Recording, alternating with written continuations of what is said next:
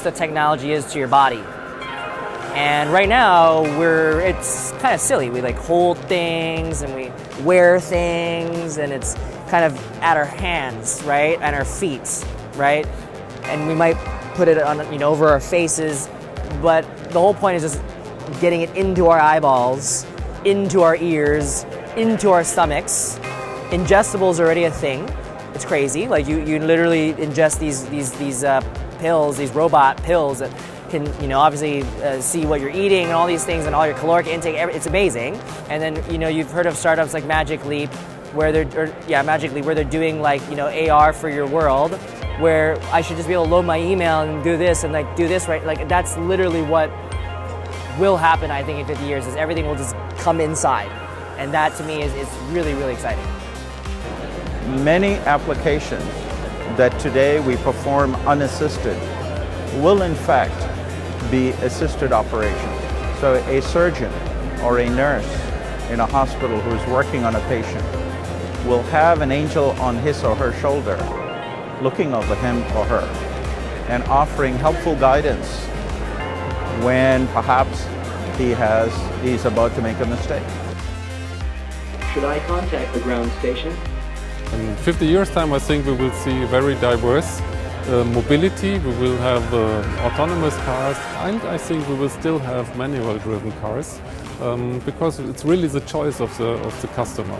By safety reasons, we will make the conventional cars also very safe. That means it's not necessary that we really need completely autonomous driving, only driven by safety. So what will the world look like in 50 years' time? Well, sadly, it's anybody's guess.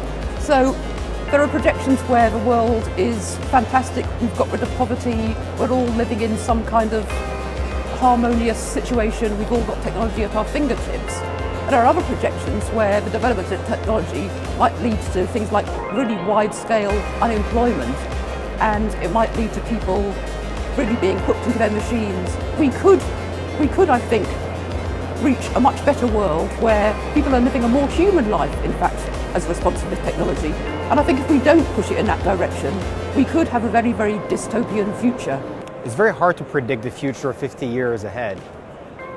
What I'm sure about, though, is that it will never be an artificial intelligence, a super intelligence that just takes over humans, but rather is going to be perhaps brain-machine interfaces that enables us as humans to combine our horizontal intelligence with the vertical execution capabilities of artificial intelligence.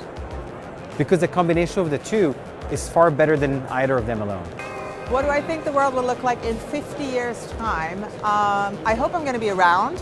I think it's going to be better, more beautiful. I think we're going to live in a world where we are not just seeing what we want to see, but hopefully where we are being, from a media perspective, also inspired and challenged to think differently, but all hopefully for the good of mankind and humanity. I think the world is going to be great.